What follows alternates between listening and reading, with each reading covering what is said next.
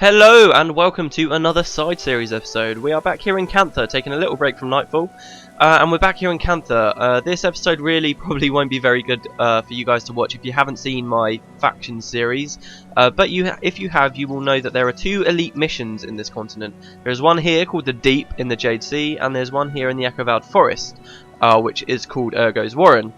I'm just going to be going into them and showing you guys the story side of the stuff, and I'm going to be showing you maybe some small little snippets you probably didn't notice when you were playing yourself because you're just too focused on the enemies and stuff. So the first one we're going to do is the Deep, and there's quite a lot of sort of backstory to the Deep, which really we first started hearing about when we were on Xingji, and it's because of these things. So I'll show you them. Let's go to the Breaker Hollow.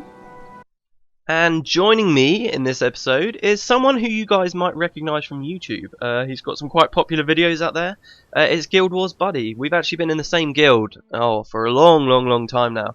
And we just sort of recently came across each other's videos, and he's a bit of an expert on the Deep, so we thought it might be fun to kind of do a bit of a crossover episode, so this should be pretty good. He's not actually with me at the moment simply because I want to film this kind of introductory stuff first. So, what are these things? These are the Oni. You'll remember we were hearing legends about them ages ago, back on Xingji Island. We never met them for quite a while. Oh, but they kill you so quick. So these are demonic assailants that appear out of the shadows, kill their target and then disappear. And they are really mysterious. Where do they come from? Who are they? Why do they jump out and kill people? Really interesting, weird creatures that we know at the moment nothing about. I actually did quite a lot of damage to them there. And yeah, they are highly dangerous. So the Deep goes into the Oni. We learn a little bit more about them. Yeah, so there's no way I'm going to be able to take these things out. So that's the first thing. What was the other thing we learned about? Well, we were learning while we were out here in the Jade Sea about the Outcasts. Actually, what am I doing? I don't want to come here to Cavalon just yet. We were learning about the Outcasts. So let's come here to the Eurail's mines, if you remember this place. This is one of the really big important mines out here in the Jade Sea. So as we know, a lot of the Luxons make a living out of mining, and those Luxons are called Reavers. They're people that dig deep into the jade to find really potent and magical jade, which they then use in their Luxon way of life, you know, to grow giant turtles and stuff. But some of these Reavers, some of these miners, they dig too deep and they get corrupted by something. And basically, if you remember ages ago, we spoke to this guy, Jeffrey Weiler, and this guy kind of teaches us any better than I really can. So he says, some who venture deep into the Jade Sea never return. Those we find have devolved into little more than mindless beasts we call outcasts. Driven mad by some unknown force, the darkness has overtaken them. While I'm too old to continue fighting, it is our duty to fight these madmen. So the Reavers get corrupted and become outcasts, and we saw a lot of the outcasts out in the Jade Sea. In fact, I believe there's some just outside of the mines here.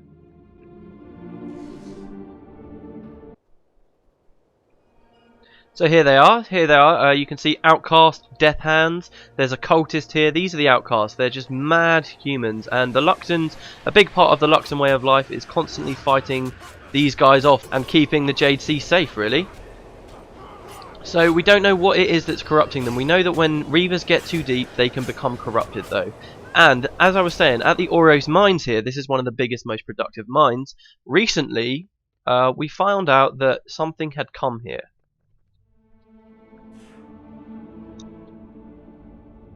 This man Laris will tell us a little bit more about that. He says, Captain Ryan and the rest of the Halcyon crew were out reaving for jade when these nightmare creatures ambushed them. Without help they'll slaughter the entire crew, but to retreat would bring dishonour on the ship, and that's not an option for the captain. If you can help the captain defend the mines while our reavers extract the jade, you have our gratitude. So something has attacked this base. Now if we go in to begin the challenge, this is something I never showed you on the main series. Oh, just wait for the gate to open. Okay, here we go. 3, 2, 1, 0. So this is the mine, and if we go and look at what these demons are, more demons like the Oni, you can see that they're called the Shadows of Canaxai. There's loads of them. They're all at these different shrines, and they have a very unique character model. If you look, oh my god, he teleported around. So these enemies are completely unique. You never see anything that ever looks like this anywhere else in the game. Oh, and I'm not doing too bad against it. So these are really powerful demons, and this whole challenge mission is really about defeating them and capturing the shrines and stuff. But it's important to note that these shadows here, where did they come from? They're more demons, just like the Oni, and they've come and attacked this mine. They look pretty crazy, don't they? So, that leads us really quite nicely. That's all of the stuff, I think, as far as I'm aware, that we learnt about in the main series, but it was never really explained in any depth. So now we're going to be going to the elite mission, and we're going to be learning a lot more about it. Now, as you guys might know if you actually play the game, here in all of the outposts in factions, in the Echo Vowed Forest and in the Jade Sea, certain alliances can own the outpost and get access to exclusive areas within those outposts. And in order to do that, they need to have a lot of faction, which is a cool little feature. But it does mean that a lot of players will never see inside these exclusive areas. Now, it just so happens that inside the capital, Cavalon, the exclusive area, you can speak to an NPC who will give you a lot of information, basically the biggest amount of information you can ever get about the deep. So basically I've had to pay my way into this alliance just so that I can get into this exclusive area and show you guys this NPC text, which I'm pretty sure most players in the game will never have read, because it's not often you can get into one of these big alliances. So it's pretty cool. Let's go to the gate master, who's this man here. So this sentry usually wouldn't let you through the gate, but he will to me. Oh, sorry about that. Just we have to quickly log on to Peter to get through the gate. So the sentry says this area belongs to our alliance, and we have business in the exclusive area. So he takes us through the gate, and this was really cool actually. I had, before deciding to film this episode, I'd never been here ever playing the game, so it was pretty fun for me. So in the exclusive areas, you can get fireworks masters who you can pay money to set off a fireworks display. You can get a discount merchant who sells you stuff for cheaper prices, which people tend to do with lockpicks and stuff. So, and this is the exclusive area, and you can see right here, basically in the very heart of Camadan, in the very heart of Cavalon, you can see that there's a door, or a gate, right at the bottom of this big tent thing, and you can see there, it goes into the Jade.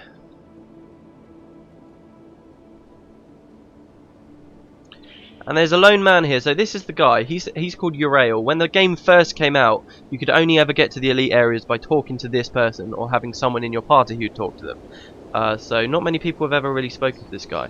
So he says, years ago, when the Jade Wind froze the sea, a demon of nightmares was trapped deep below the sea's hardened waters. A group of Luxons unearthed the demon's resting place while mining the sea for jade and other resources, so these were Reavers. The demon's nightmares slowly seeped into their minds until they eventually went insane. The tale of these outcasts is a sad one, but if you come across any, do not show them pity. They are beyond rehabilitation and will not hesitate to kill you. The demon that caused the corruption of these outcasts is known by the name Kanaxai, bringer of despair. He is also the source of the Oni that appear all over Cantha as waking nightmares. If you wish to prove your loyalty to the Luxons, head into the caves known as the Deep that lead toward the ancient mine and destroy the outcasts and the demon Kanaxai. So that's your backstory really. So if you remember the Aureos mines, we saw lots of demons that were called Kanaxai. And that is because Kanaxai is no one demon. It is a demon that was able to split himself into multiple aspects, as we will soon see. So this is the mission outpost. It's an outpost that doesn't actually appear on the map, but we appear here in Cavalon. So I guess we can assume that we're under we're going to be going under the Jade here. This is kind of like a huge dungeon. You can see how vast it all is. This is the mine from all those years ago where they first dug down and they first dug too deep, and we are going to try and get to the bottom of it. So it is a vast chamber, and the whole way through the mission we're just going to be going lower and lower and lower down. So that was Cavalon up there, and there are a few pretty awesome things to see down here. So now you know the story, now you know why we're here. Let's go in. Next time I'll be filming, I'll be with Xavier hopefully, so see you then.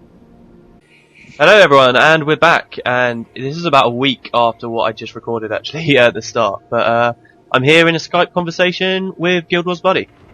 Hey everyone, Guild Wars Buddy here.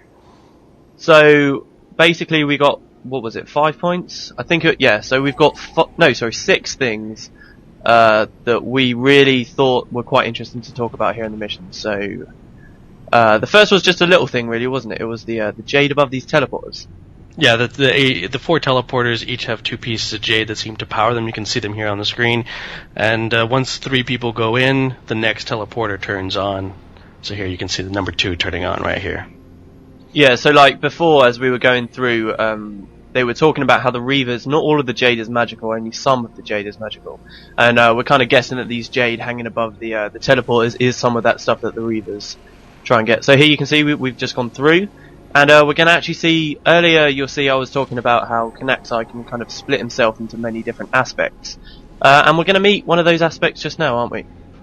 Yeah, we got 13 aspects down here. This is in room 2 now, so this is I forget which aspect we're actually fighting right now. But yeah, here he is attacking with his dual axes. And you have to knock him down at 75, 50, and 25 damage. That's not really explained in any reason why he becomes invulnerable. Yeah. But that is a bizarre little tweak that they have for him. So yeah, you can see here we're just doing 0 damage. I think it's probably, like, as we're going to see as we go further down, there's quite a lot of places here. Like where there's random gameplay mechanic stuff that you've got to do, but they never give even the slightest hint of a reason why. I mean, the original people who started playing this mission just kind of had to figure it out on their own, I guess. So yeah, some of these aspects will actually be talking to us, and this is the first one of those guys. This is the Kanaxai aspect of pain, and he says, "Fear not the darkness; it is already within you." And we'll find not all of the aspects talk to us, not all 13 of them do, but a few of them do. And when they do open their mouths, they kind of speak in this weird cryptic way. And I think as we go a little bit further on, we'll start finding some of them talking as if they're not their own entity, as if they are a part of Kanaxai somehow. Yeah, they're all part of a greater whole, right? They're not individuals in and of themselves. And something to mention here, as you can see, we've gone through 2 gates so far, and once you kill the Kanaxai, that's when the next gates opens up. Sort of like they act almost as if they're lock and keys, so they go together pretty well. And here we have a large group of carp and some underwater, if you will, monsters that we're fighting. Yeah, so like at the start, at this first part of the deep, apart from these aspects of Kanaxai that we can see here, actually there's nothing too out of the ordinary. We see a lot of these fish up on the surface of the sea as well. You know, these things really shouldn't be too dangerous. And it's not until a little while you guys are going to see that things really start to get a little bit messed up, and we see some more dangerous stuff. Yeah, I mean, what's interesting is the way we've done this run. Of course, we're skipping room 1, which also has a Kanaxai in it. Room 3 and 4, which also have Kanaxai. So we've just killed the Kanaxai in room 2, and now this is considered room 5. And then once we kill everything in this room 6 will open up, and we'll have to fight Leviathan arms, heads, and minds. So that's going to be coming up pretty soon. So the thing we forgot to mention, though, is the other person helping us on this run was MagicalMike. Yes. Who you guys also might know from YouTube, which is pretty cool. He wasn't here in the conversation with us, obviously, but he definitely was here on the run with us. And actually, you were mentioning about the Leviathan things. That's actually the only room where we see those, isn't it? You don't see them anywhere else. Well, I mean, those particular types, because we do see the actual Leviathan further in, but yeah, the split arm heads and minds that we sometimes see on the surface in the Jade Sea, this is the only place that we see them, and this is the aspect of lethargy. This is lethargy, is it? I thought this was depletion. This one right here that we're encountering, this is where we slow down. Oh yeah, so lethargy says, "Is it comforting to know the source of your fears, or do you fear more now that you see them in front of you?" Actually, that's kind of weird. That means that Wiki's got all of these dialogues a bit out of place. So I might be reading these out wrong, everyone. But there you go. So yeah, it's quite weird how these are quite weird enemies as well. These are never explained. They don't have too much to do with the deep. But it is interesting to point out that they're all named after like a different part of a body or something greater, but that's it, and we'd never get any real lore reason into why they exist like this. But yeah, it's strange that there's such a high concentration of them here. Yeah, the mesmers, the warriors, and the rangers, and it is only in this room of the deep that they appear. They're fairly easy, as you saw. We wiped out the Leviathan arms fairly quickly. The Leviathan mines are a bit annoying because they remain ranged. and the Leviathan heads keep their distances and are almost locked in place until you take them out. But and they're more spread out.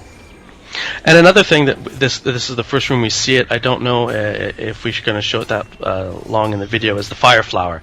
This is the first encounter that we have of the fire flowers. Yeah, we're actually a mechanic you see out in Ergo's Warren as well, which we'll see later on in these episodes. Yeah, on the long bridge in Ergo's Warren, we see many of these, and then later we'll have the. And then this is where you decide to throw Canoxai when we're not cleared the room yet. Yeah, so basically I wanted to give you guys a good look at this thing. I thought I could take it out on my own, and he just completely turned around and destroyed me, as you see there. And then Suru decided to go in on the fight. But you know, so these guys, they're really not pushovers. They are very strong, and actually one of the skills that they use is it's demonic agility, isn't it? Yeah, exactly. They're very much like Shiro in their dual wielding attack style. So it is a strange enemy to encounter. Yeah, and the other thing about that is the Oni also use demonic agility. So we're going to see here the Oni are very much connected to Canoxai. We've got a bit of a theory, I guess you could say. Can you worked out about where Canoxai might have come from and what role the Oni and the Outcasts as well, of course. Don't forget the Outcasts, who we'll be seeing as we go further through. Well, they all have to play here. Well, Canoxai, as you hear him talking as we go down, claims to be the source of all nightmares, right? And the source of all negative emotion, if you will, down here, as his separate aspects seem to suggest. Lethargy, I guess you could be replaced by sloth, etc.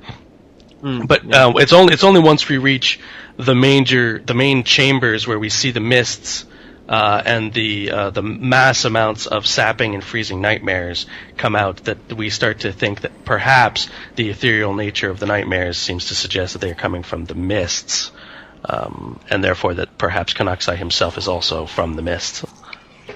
Yeah. So what you can see here, we're actually doing in this room now, is this big gate here that we're trying to fight some enemies through. This seems to be a really strong gate that the Luxons have really put up a lot of measures to try and keep shut, haven't they? They've actually got 5 different pressure pads that all have to be activated at the same time. Now that's obviously a gameplay aspect, you know, that they've just put in to spice up playing through the deep a bit.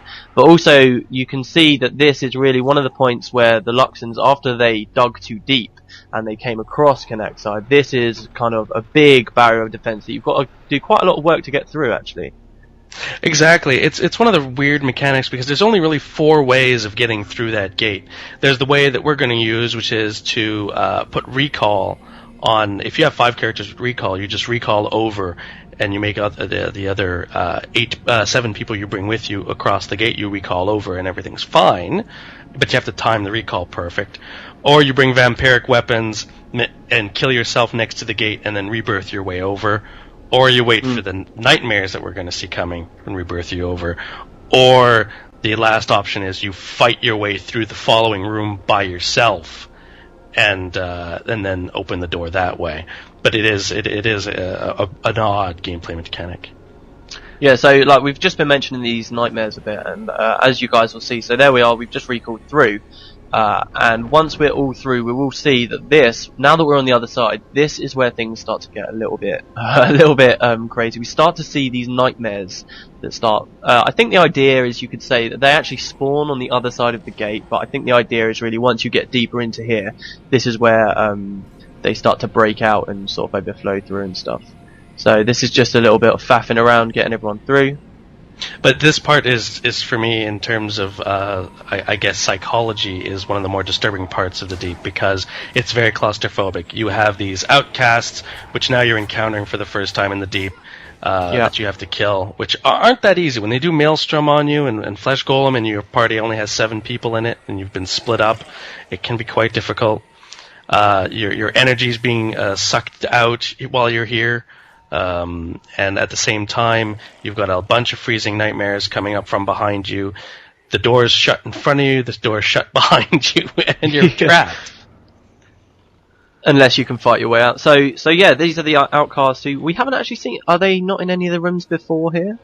No, this is the first time we encountered the Outcasts. In the other rooms was the Carps, the Blessed Mantras, and the Ukenjis, and then it was the Leviathan Arms, Heads and Minds. So this is the first time you get the Outcast, Dead Hands, and spell words, etc.